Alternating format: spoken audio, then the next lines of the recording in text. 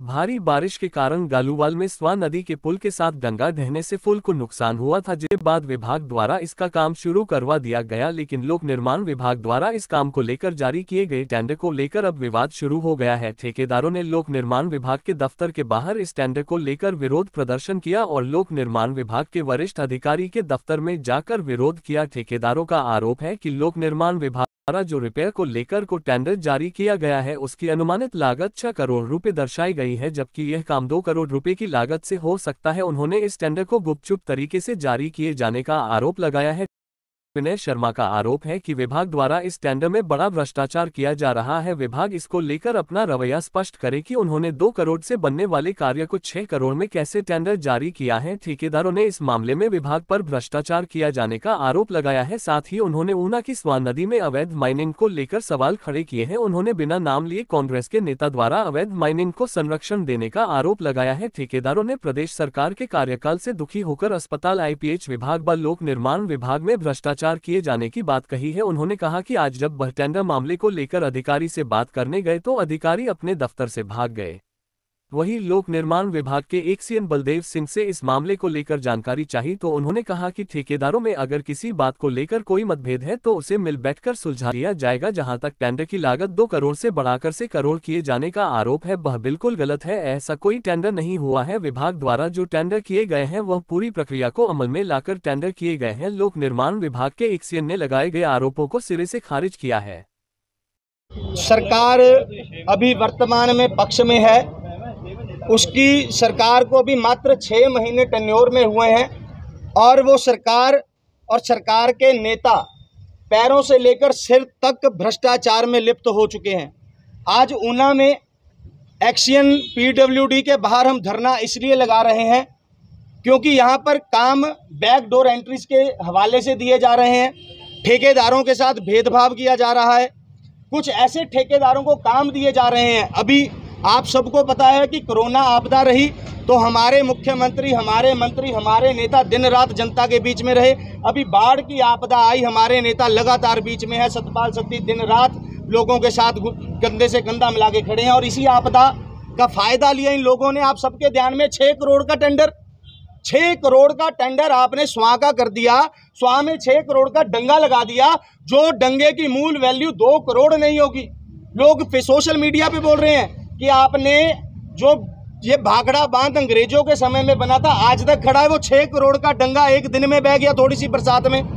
इतनी बड़ी भ्रष्टाचार हर डिपार्टमेंट में हो रही है। अवैध माइनिंग, अगर आप संतोषगढ़ चले जाओ, आप यहाँ पर फतेहपुर चले जाओ तो कांग्रेस के नेता सीधे सीधे अवैध माइनिंग में संलिप्त हैं। इन लोगों ने दल्लागिरी शुरू कर दी है। दल्लागिरी इस प्रकार से शुरू कर दी है हर डिपार्टमेंट में। आप चिकित्सालय में चले जाएं, ऊना हॉस्पिटल में, वहाँ पे अपने 2 एजेंट बैठाए हैं, किसकी दवाई आएगी, किसकी दवाई नहीं आएगी, किसको टेंडर मिलेगा, किसको टेंडर नहीं मिलेगा। घटिया दवाइयाँ लोगों को खिलाई जा रही हैं। अगर कोई व्यक्ति घटिया दवाई खा के मर जाता है तो क्या कांग्रेस के नेता इसकी जिम्मेवारी लेते हैं?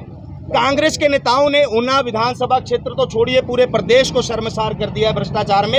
ये आपदा में दिखने में मिल रहा है, जहां कैबिनेट के हमारे केंद्र सरकार जहां दिन रात लोगों की सेवा कर रही है, वहां पर ही फेसबुक आप मीडिया के माध्यम से देखने को मिलता है कि इनके कर्मचारी डबल किराया हमारे साथ लगते राज्य से ले रहे हैं। 149 D-90s, 149 D-90s ऊना के अंदर बन गई 6 महीने में। सरकार के पास पैसे नहीं है, सरकार के पास लोगों की सेवा करने के लिए पैसे नहीं है, लेकिन 10 करोड़ की D-90s बैकडोर एंट्रीज में लग गई। जो बड़े बड़े टेंडर 30-30, 40-40 लाख के टेंडर ऑनलाइन लगने चाहिए थे, जो 50-50 लाख के टेंडर भाजपा सरकार में ऑनलाइन लगा करते थे, वो इन लोगों ने 1-1 लाख रुपए में D-90s एक दूसरे को वितरित की हैं। मैं इन कर्मचारियों को बताना चाहता हूं कि ये सरकारें आती जाती रहती हैं, लेकिन प्रदेश का व्यक्ति, लोकल व्यक्ति यहाँ पर ही रहता है। अगर उसकी सेहत के साथ, उसके परिवार के साथ आप खिलवाड़ करेंगे तो आपको कोई नेता नहीं बचाएगा। और हम जैसे युवा आपको कमरों से निकाल के मारेंगे। आपको जगह नहीं मिलेगी बचने के लिए, क्योंकि आप लोगों के कारण आज स्वां का, वो हमारे ऊना का 6 करोड़, जो कागजों में 6 करोड़ लिखा गया है, वो हमारे ऊना का था। हम ऊना के लोगों की खून पसीने की कमाई थी, जो आप लोगों ने उस स्वां में 2 मिनट में बहा दी। ये जो माइनिंग कर रहे हैं संतोषगढ़ में बैठे, हर महीने का 35-35, 40-40 लाख की माइनिंग कर रहे हैं, मैं पूछना चाहता हूं वो किस कांग्रेस नेता की जेबें भर रहे हैं? किस कांग्रेस नेता की जेबें यहां से भरी जा रही हैं? आज एक्शन यहां से भाग गए, एक्शन आके जवाब देना, एक्शन मीडिया के सामने रूबरू हो, कागज दिखाएं कि वो 149 D90 10 करोड़ के काम आखिर कैसे लगे बैकडोर एंट्री में।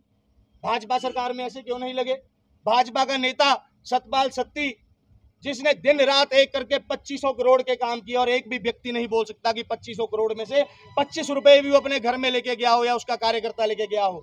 लेकिन इन लोगों को मात्र 6 महीने के अंदर अंदर ही कितनी भूख मची है, कितनी लूट मची है कि ऊना और हिमाचल के हितों से कोई लेना देना नहीं है। आज कुछ ठेकेदार भाई इकट्ठे हुए हैं, कुछ नहीं हुए हैं, लेकिन जो नहीं हुए हैं उन लोगों का भी समर्थन है। वो भी देख रहे हैं कि किस प्रकार से चोर बाजारी चला रखी है, PWD, IPH, माइनिंग, आपका हॉस्पिटल, हर तरफ चोर बाजारी मचा रखी है।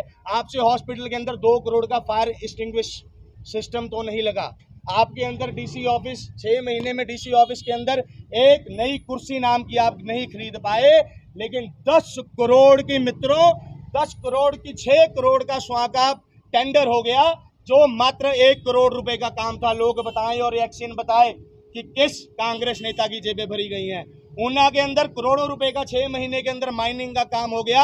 कांग्रेस नेता बताएं कि किन लोगों ने उनकी जेबें भरी और किन लोगों द्वारा कांग्रेस के लोगों की जेबें भरी गई हैं। इन लोगों ने बड़े लेवल पे चोर बाजारी मचाई है, लूट मचाई है, जिससे त्रस्त हैं।